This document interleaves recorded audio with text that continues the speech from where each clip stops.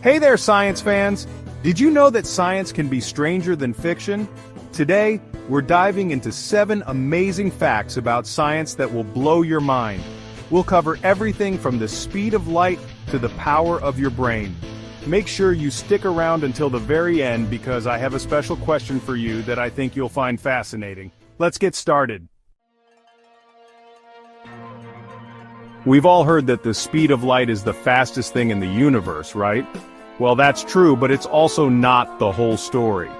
You see, light travels at different speeds depending on what it's traveling through. Think of it like this. Imagine you're running on a track, but this track is covered in different materials.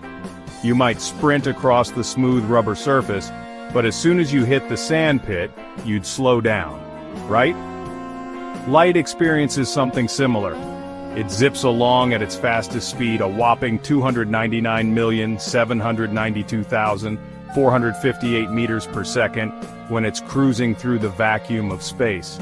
But when it enters a different medium like water or glass, it slows down. That's because light interacts with the atoms and molecules in these materials.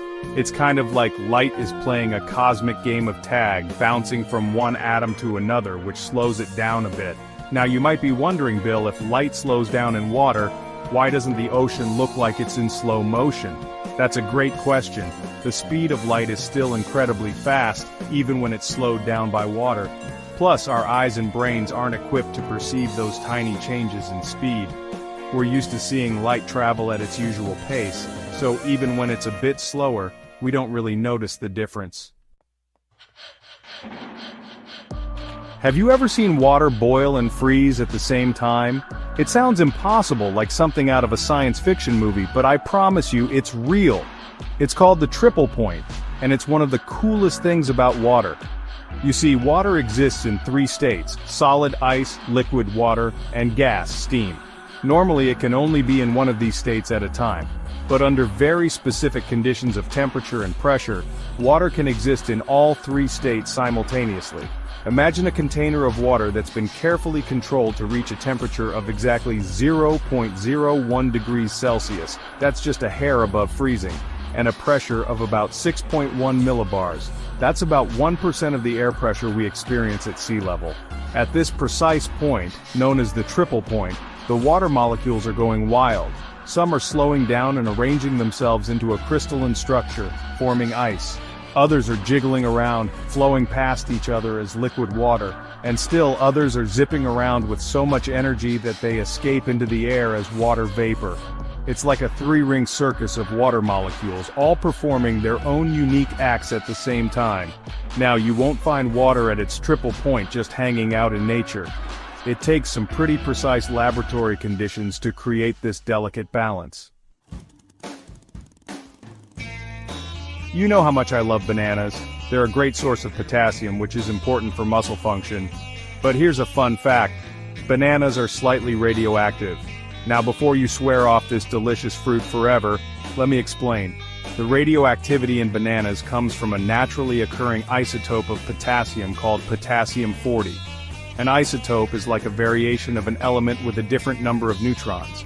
Potassium-40 is radioactive, meaning it undergoes radioactive decay, releasing a tiny amount of energy in the process. But hold on, don't go tossing your bananas just yet. The amount of potassium-40 in a banana is incredibly small. You'd have to eat hundreds of bananas in a single sitting to experience any negative effects from the radiation. In fact, the radiation dose from eating a banana is often used as a unit of measurement called the banana equivalent dose, BED.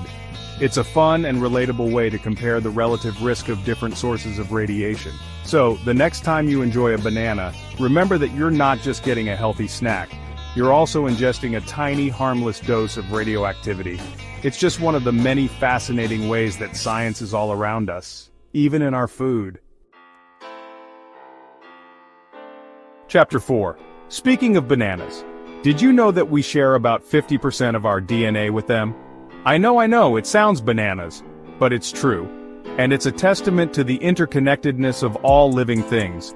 You see, DNA is like the instruction manual for life. It's the blueprint that determines our traits, from our eye color to our height, to our susceptibility to certain diseases. And while we may look and act very different from bananas, we share a surprising amount of our genetic code with them. That's because we share a common ancestor way back in evolutionary history. Billions of years ago, life on Earth was just a bunch of single-celled organisms. Over time, these organisms evolved and diversified, branching off into different lineages. Some lineages gave rise to plants, while others gave rise to animals. But even though our evolutionary paths diverged long ago, we still carry within us the genetic legacy of our shared ancestry. The 50% DNA similarity between humans and bananas refers to the genes that we have in common. These are genes that are involved in basic cellular functions like DNA replication, protein synthesis, and energy production. These are the fundamental processes that are essential for all life, whether you're a human, a banana, or even a bacterium. Chapter 5. More stars in the universe than grains of sand on Earth. Have you ever been to the beach and looked up at the night sky and tried to count all the stars? It seems impossible, right? Well, what if I told you there are more stars in the universe than grains of sand on all the Earth's beaches combined? Mind-blowing, right? It's hard to wrap our minds around numbers that big, but astronomers estimate that there are about 100 billion trillion stars in the observable universe. That's a 1 followed by 22 zeros. And that's just the observable universe, the part we can see from Earth. The actual universe is thought to be much, much larger. Now let's talk about sand. Scientists have estimated that there are about 7.5 quintillion grains of sand on all the Earth's beaches. That's a 7.5 followed by 18 zeros. So, even though the number of grains of sand is incredibly vast, it's dwarfed by the sheer number of stars in the universe. It's a humbling reminder of just how small we are in the grand scheme of things. The next time you're feeling insignificant, just remember that you're part of a universe that's teeming with more stars than you can possibly imagine. It's enough to make you feel small and insignificant and incredibly awestruck all at the same time. Chapter 6. A day on Venus is longer than a year on Venus. We all know that a day is 24 hours long and a year is 365 days long, right? Well, on Venus, it's a whole different story.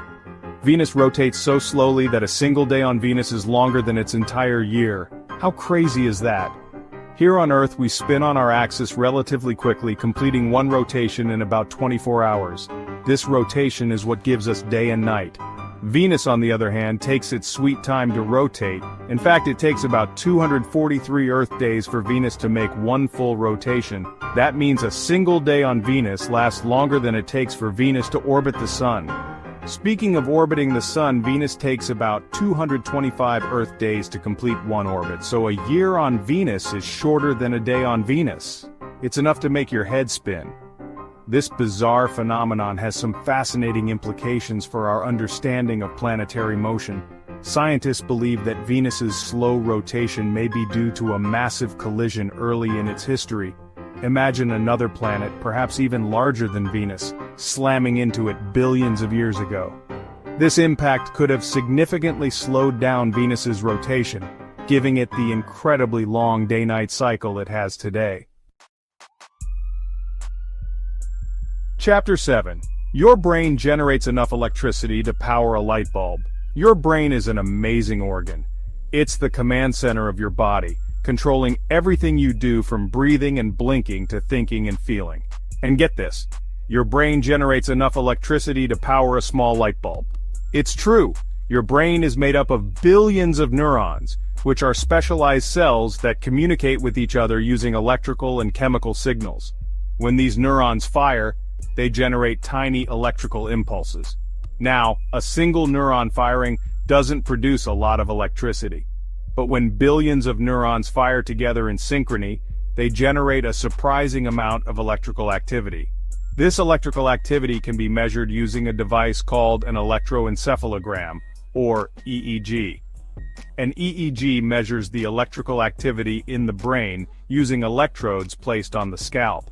The electrical signals detected by an EEG are very small, typically in the microvolt range, but if you were to harness the collective electrical energy generated by all the neurons in your brain, you could power a small light bulb. Of course, We wouldn't want to actually do that. Your brain needs all that electrical energy to keep you functioning. But it's still a pretty amazing thought, isn't it? Outro. Well, there you have it, folks. 7 amazing science facts that prove the universe is a truly mind-blowing place. If you enjoyed these amazing science facts, don't forget to hit the like button and share your